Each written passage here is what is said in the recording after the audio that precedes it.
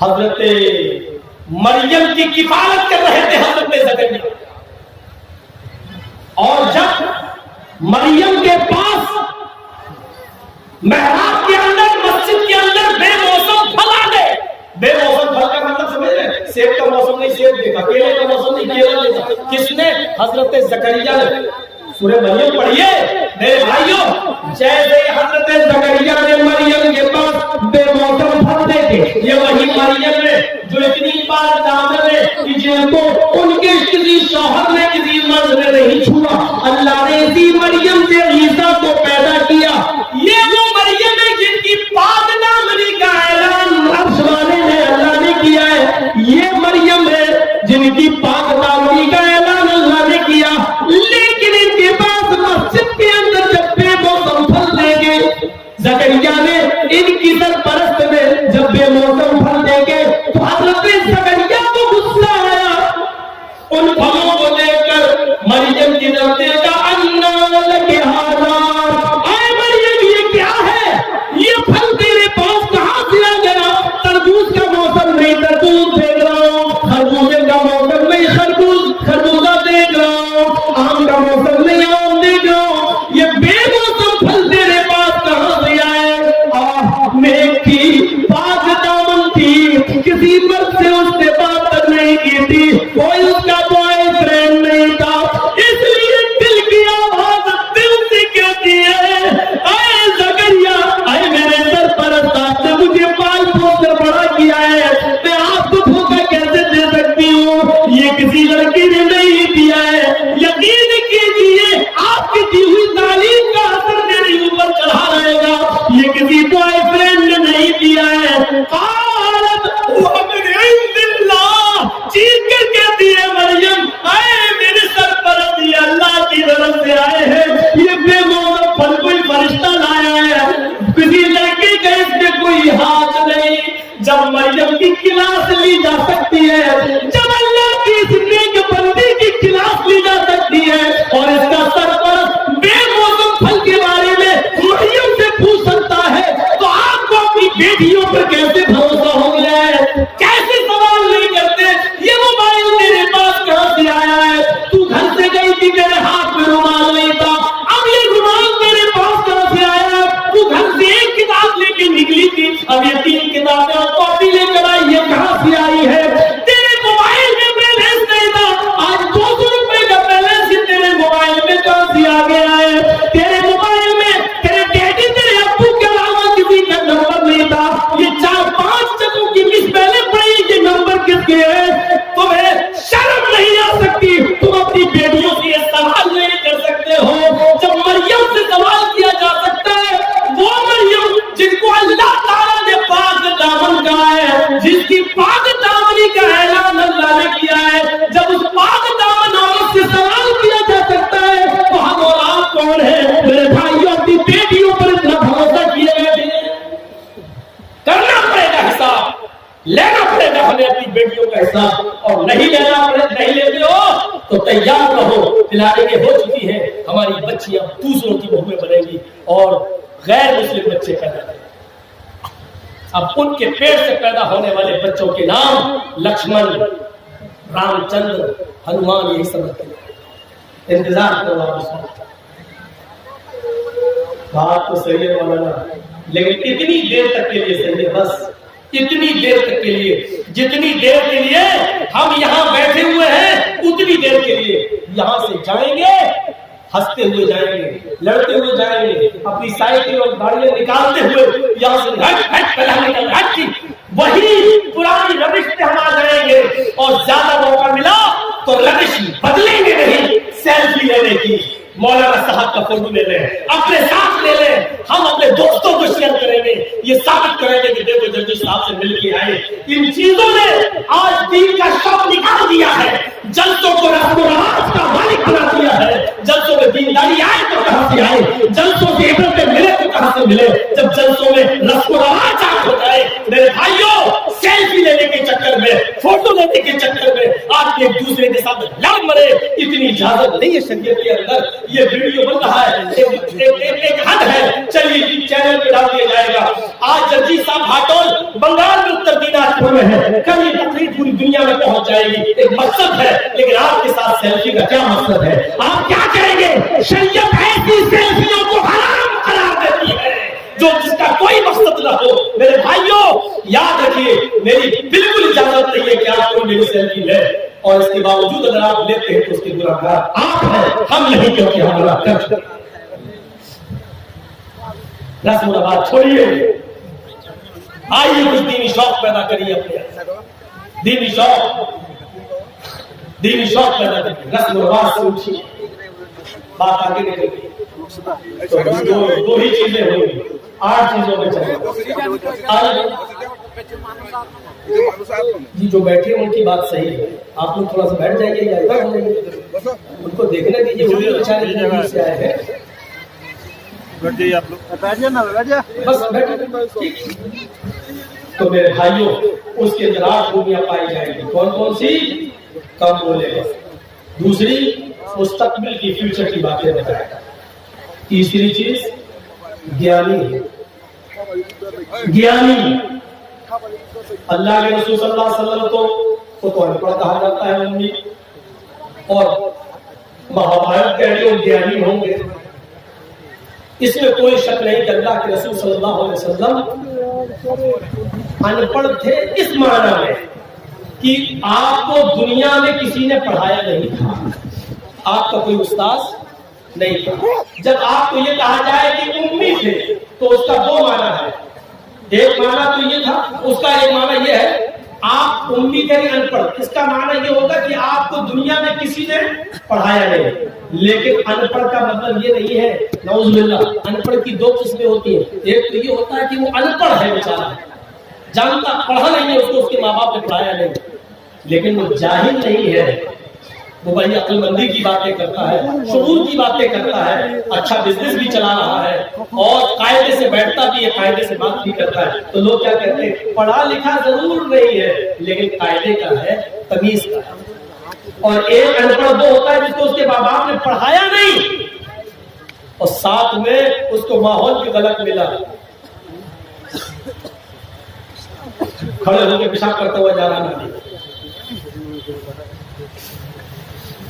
ایک 2 بچے ہم بتائیں گے نہیں کہاں کے، اوپر چھت پہ کھڑا ہو دیکھتا کوئی آدمی گزر رہا، وہی سمجھ چڈی اتاری، پیشاب کر کے اس کے سر پہ گر گیا. ہم لوگوں کے ساتھ ایسا ہو چکا ہے. تو ایک یہ ہوتا ہے کہ پڑھایا نہیں ماں باپ نے، دوسرا اللہ کے رسول صلی اللہ علیہ وسلم اس معنی میں ان پڑھ تھے کہ دنیا میں کسی نے آپ کو پڑھایا نہیں. لیکن اللہ کے رسول صلی اللہ علیہ وسلم بہت بڑے عالم تھے، آپ سے بڑا عالم کوئی تھا ہی نہیں. جب یہ کہا جائے کہ عالم تھے تو پھر پڑھانے والا کون؟ تو اس کا معنی یہ ہوگا کہ اللہ کے رسول صلی اللہ علیہ وسلم کو اللہ نے پڑھایا، اور جس کو اللہ نے پڑھایا ہو اس سے بڑا کوئی عالم ہو سکتا ہے؟ ان پڑھ تھے، دنیا میں کسی نے نہیں پڑھایا، لیکن آپ سے بڑا کوئی عالم نہیں تھا. کیوں؟ کیونکہ اللہ نے پڑھایا. اور خود اللہ تعالیٰ نے فرمایا، سورہ اعلیٰ پڑھیے، سورۃ الاعلیٰ پڑھیے، اور دیکھیے کیا کہا، سَنُقْرِئُكَ فَلَا تَنْسَىٰ، سَنُقْرِئُكَ فَلَا تَنْسَىٰ. اے محمد صلی اللہ علیہ وسلم، ہم آپ کو ایسا پڑھائیں گے کہ آپ بھولیں گے نہیں. کیا کہا اللہ نے؟ ہم آپ کو ایسا پڑھائیں گے کہ آپ بھولیں گے نہیں. تو اللہ نے کیا کہا؟ ہم پڑھائیں گے. تو کس نے پڑھایا نبی کو؟ اللہ نے. اور انسان کو جب پڑھاتا ہے تو اس کا پڑھایا ہوا سبق انسان کو یاد بھی رہتا اور بھول بھی جاتا ہے. مثلا ہمیں ہمارے استاد نے 20 سال پہلے کیا پڑھایا، آج آدھا یاد ہے، آدھا یاد نہیں ہے. ہم آپ کو کیا پڑھا رہے ہیں ابھی، اور 1 گھنٹہ 1.5 گھنٹہ 2 گھنٹہ بولنے کے بعد آپ سے پوچھیں ہم نے کیا پڑھایا آپ کو، تو آپ کو بہت سی باتیں یاد ہوں گی اور بہت سی بھول جائیں گے. بہت سی آپ باتیں بھول چکے ہو، کیونکہ انسان کو جب پڑھاتا ہے تو پڑھانے والا بھی بھول جاتا ہے، اور جس کو پڑھایا گیا ہے وہ بھی بہت سی باتیں بھول جاتا ہے. لیکن جب اللہ کسی بندے کو پڑھاتا ہے تو اللہ تو بھول ہی نہیں سکتا، اور اللہ کا پڑھایا ہوا بندہ بھی اس سبق کو کبھی بھلا نہیں سکتا. سَنُقْرِئُكَ فَلَا تَنْسَىٰ. اے نبی ہم آپ کو ایسا پڑھائیں گے کہ آپ بھولیں گے نہیں. اللہ کے نبی کو جب ان پڑھ کہا جائے تو اس کا مطلب یہ ہوا کہ کسی انسان نے نبی کو نہیں پڑھایا، لیکن جب یہ کہا جائے کہ اللہ کے نبی سے بڑا کوئی عالم نہیں تو اس کا مطلب یہ ہے کہ اللہ کے نبی کو اللہ تعالیٰ نے پڑھایا اور جس کو اللہ پڑھایا اس سے بڑا گیانی کوئی ہو سکتا ہے نہیں. تو اللہ کے رسول کو کیا کہا گیا؟ تیسری صفت کہ وہ بہت بڑے گیانی ہوں گے. کیوں گیانی ہوں گے؟ کیونکہ جس کو اس کا رب پڑھائے اس سے بڑا گیان کس کے پاس ہو سکتا ہے؟ کس کے پاس؟ اور آج دیکھ لیجیے میڈیکل سائنس بھی آج محتاج ہے محمد رسول اللہ کی تعلیم. یہ 1400 سال پہلے بتایا تھا نا مسواک کرو. آج میڈیکل سائنس بتلا رہی ہے کولگیٹ کرنے کے نقصان کیا ہے اور نیم کی یا پیپل کی مسواک کرنے کے فائدے کیا ہے. آج میڈیکل سائنس بتلا رہی ہے. یہ ٹیشو پیپر ہوتے ہیں نا جو آپ اس میں چلے جائیے فلائٹ کے اندر پلین کے اندر تو یہ بہت سے رکھے ہوئے ملیں گے اور ان کے ٹوائلٹ میں چلے جائیے تو یہی سب ملیں گے. آپ کو اٹھائیے اور لیٹنگ کرنے کے بعد پہنچ کے وہی پھینک دیجیے. زمانہ کل تک ہنس رہا تھا. اللہ کے رسول صلی اللہ علیہ وسلم نے کہا تھا کہ جب تم استنجا کرنے جاؤ تو مٹی کے 3 ڈھیلے استعمال کر لو. 3 سے کم ڈھیلے استعمال نہیں ہونا چاہیے. مٹی کے ڈھیلوں پر ہنستے تھے لوگ. محمد صاحب نے مٹی کے ڈھیلے, ارے پانی نہیں تھا مٹی کے ڈھیلے بتا رہے ہیں. آج اسی میڈیکل سائنس نے یہ بتا دیا کہ مٹی کے ڈھیلے جراثیم کو, کیڑوں کو, گندے کیڑوں کو اور خطرناک کیڑوں کو مارنے میں زیادہ صلاحیت رکھتے ہیں اور گندگی کو جذب کرنے کی زیادہ صلاحیت رکھتے ہیں. آپ دیکھ لیجئے بہت سے برتنوں کو جب آپ صاف کریں سب سے صاف کرنے کے بعد رن صابن سے صاف کرنے کے بعد بھی چکناہٹ باقی رہ جاتی ہے تو پھر اس کو مٹی لا کر صاف کیا جاتا ہے اور مٹی سے اس چکناہٹ کو دور کیا جاتا ہے کیونکہ مٹی کے اندر جراثیم کو مارنے کی زیادہ صلاحیت موجود ہے. آج کی میڈیکل سائنس نے اس کو بتا دیا. محمد رسول اللہ صلی اللہ علیہ وسلم سے بڑھ کر کوئی گہری ہو میڈیکل سائنس بتا رہی ہے. ناک میں پانی ڈالو وضو بناتے وقت, چڑھاؤ. جب روزے سے ہو تو زیادہ مت کھینچو, حلق میں چلا جائے گا. اور جب روزے سے نہ ہو تو کھینچو. آج میڈیکل سائنس بتاتی بابا رام دیو کی چکے ہو زکام جس کو ہو گیا ہو یہاں سے پانی ڈالو وہاں سے نکالو, یہاں سے ڈالو یہاں سے نکالو. آج بتا رہے 1400 سال پہلے محمد رسول اللہ صلی اللہ علیہ وسلم نے بتا دیا. اور بابا رام دیو تو وہ بتاتا ہے کہ جس کی ناک میں نکلتی ہو نکل گئے اوم لوگ ایسے کرو. پہلے پکڑو کھینچو اندر اور پھر پکڑ لو اور پھر باہر نکالو جس کی نہ نکلتی ہو باہر. اللہ کے رسول نے مستقل علاج بتایا گیانی کی. تیسری چیز ہو گئی وہ گیانی ہوں گے. اور چوتھی چیز شروع تو گیانی ہوں گے. اللہ کے نبی یہ باتیں اپنی طرف سے نہیں کہیں گے. شروع تو گیانی, شروع تو مانے سننا, گیان مانے علم سن کر یعنی اللہ تعالیٰ جبرائیل کو بتائے گا اور جبرائیل سے سن کر محمد رسول اللہ صلی اللہ علیہ وسلم کو معلوم ہوگا. وہی ما ينطق عن الهوى ان هو الا وحی یوحى. اپنی طرف سے کچھ نہیں بولتے, جو کچھ بھی بولتے ہیں اللہ کی طرف سے وحی آ جانے کے بعد بولتے ہیں. سن کر کے اپنی طرف سے کچھ نہیں بولیں گے. 4 چیزیں ہو گئی. اب ان چاروں کو ایک طرف رکھ دو. 5ویں چیز پر آئیے, بڑی زبردست ہے. پراکرمی, وہ بہت بڑے بہادر ہوں گے. بہادر نبی کی بہادر امت آج کہاں ہے؟ آپ نے بھی آندولن کیا تھا نا سی اے اور این آر سی پر, لیکن دیکھ لو کیا ہوا. ایک ان کو دیکھ لو جو کسان لوگ کر رہے ہیں دونوں آندولن. ہاں فرق اتنا ہے کہ جتنا ہنگامہ ابھی ہوا ہے اتنا ہنگامہ اگر آپ لوگوں نے کیا ہوتا تو گولیاں چل گئی ہوتی. اور ہوا فیروز آباد میں کتنی گولیاں چلی, شاہین باغ میں کتنی گولیاں چلی, دلی کے اندر کیا کیا ہوا, پورا فساد, وہ سب پلاننگ منصوبے سب. لیکن آج بڑا پھوک پھوک کے قدم رکھا جا رہا ہے. ایسا نہ ہو یہ حالت. امتیاز تو بڑھتا جاتا ہے آپ کے ساتھ, ہمارے ساتھ امتیاز بڑھتا جاتا ہے کیونکہ ہم لوگ مین مسلمان سے جڑے ہوئے ہیں, اس لیے ہمارے ساتھ یہ سلوک تو ہونا ہی ہے اور ہوتا ہے. لیکن دیکھیے میرے بھائیوں اور غور کرو, بہادر نبی کون ہوں گے؟ بہادر. اللہ کے نبی صلی اللہ علیہ وسلم اتنے بہادر کہ جب اکیلے تھے اور لوگ ابو طالب کے پاس آئے کہنے لگے ابو طالب پانی حد سے آگے چڑھ گیا ہے, آپ کا بھتیجا ہمارے بابو بھتیجے کو میرے حوالے کیجیے، ہم اس کو ماریں گے، ہم اس کو قتل کریں گے۔ آپ کی بات سمجھ میں نہیں آ رہی اس کی، ہم لوگ سمجھا رہے پھر بھی نہیں مان رہا ہے محمد، کہو صلی اللہ علیہ وسلم۔ آپ کی بھی بات نہیں مان رہا، ہماری بھی بات نہیں مان رہا ہے، اب جہاں ملے گا ہم اس کو ماریں گے، نہیں تو ایک موقع اور دے ہم اس کو سمجھا دو۔ ابو طالب نے اپنے بھتیجے محمد بن عبداللہ کو بلایا اور کہا کہ بیٹے تمہارے باپ نے یہ میں نے تمہیں بیٹے کی طرح پالا ہے، اپنے چچا پر اتنا بوجھ نہ ڈالو کہ وہ اٹھا نہ سکے۔ آئے میرے بھتیجے تیری پیشانی سے تیرے سر سے اگر خون کا ایک قطرہ گرے گا تو تیرا چچا ابو طالب اس دنیا سے رخصت ہو جائے گا۔ آئے میرے بھتیجے آج یہ کافر لوگ پھر آئے تھے اور ان سے کہہ رہے تھے کہ آخری مرتبہ سمجھا لو، اور اگر نہیں مانتا ہے تو آپ ہٹ جاؤ، جہاں ملے گا اس کو ماریں گے۔ اے میرے بھتیجے مان جاؤ، میرے اوپر اتنا بوجھ نہ ڈالو کہ میں اس کو برداشت نہ کر سکوں، چھوڑ دو ان کو ان کے حال پر۔ آپ کے ساتھ اس کا کوئی نہیں تھا، ابو بکر کے علاوہ اور آپ کی بیوی خدیجہ کے علاوہ۔ ذرا تصور کیجئے کہ اس وقت ابو طالب نے کیا جو یہ جملہ جب کہا تو اللہ کے نبی کی زبان سے جو جملہ نکلا اس کو سنو، جو آپ کی بہادری پر دلالت کرتا ہے۔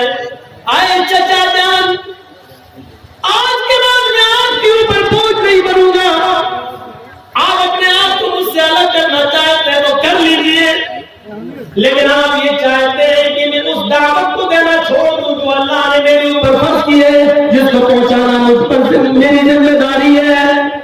رہی ان کی بات، یہ کہتے ہیں کہ جہاں ملے گا تو ماریں گے، تو سنیے میرے چچا جان، اس ذات کی قسم جس کے قبضے میں میری جان ہے، یہ کافرین مکہ 9 کروڑ 30 لاکھ میل کی بلندی پر جائے اور سورج کو توڑ کر لائیں اور میرے دائیں ہاتھ پر لا کر رکھ دیں، اور 1,02,40,000 میل کی اونچائی پر جائے اور چاند کو توڑ کر لائیں اور میرے بائیں ہاتھ پر لا کر رکھ دیں۔ قسم اس ذات کی جس کے قبضے میں میری جان ہے، یہ کافروں کے لیے سورج کا اکھاڑ لانا اور چاند کا توڑنا آسان ہے، یہ ایسا کر سکتے ہیں، لیکن میرے لیے یہ آسان نہیں ہے کہ میں دین کی دعوت چھوڑ دوں۔ میں اس کے باوجود دعوت دیتا رہوں گا، آگے آپ کی مرضی، آپ میری مدد کریں یا نہ کریں، اللہ ہمارا حامی و ناصر ہے۔ یہ کہہ کر اللہ کے نبی صلی اللہ علیہ وسلم رو دیے اور آپ کی آنکھوں میں آنسو آ گئے۔ جب ابو طالب نے یہ جملے سنے، اپنے بھتیجے کی ہمت سنی اور یہ جملے سنے اور اپنے بھتیجے محمد رسول اللہ کی آنکھوں میں آنسو دیکھے تو فوراً سینے سے لگایا اور فرمایا کہ میرے بیٹے، وہ بیٹا ہی کہتے تھے، اے میرے بیٹے جاؤ، تم اللہ کے دین کی طرف بلاتے ہو، توحید کی دعوت دیتے ہو، دیتے رہو، جب تک تمہارا چچا ابو طالب زندہ ہے، دیکھتا ہو کس کی ماں نے کس کو کتنا دودھ پلایا ہے جو تیری طرف نظر اٹھا کر بھی دے سکے۔ میں حتی الوسعت استطاعت کے مطابق تیری مدد کرتا رہوں گا۔ اے میرے بھتیجے جا، میں تیری آنکھ میں آنسو نہیں لے سکتا، اے میرے بیٹے تم جاؤ، دعوت توحید دو۔ آپ کے یہ جملے، یہ سورج لے آئے، چاند توڑ لائے، دائیں بائیں ہاتھ پر رکھتے پھر بھی میں نہیں مانوں گا، آپ کی بہادری کی طرف اشارہ کرتا ہے۔ یہ بہادری کی پر آپ کرنی بڑا بہادر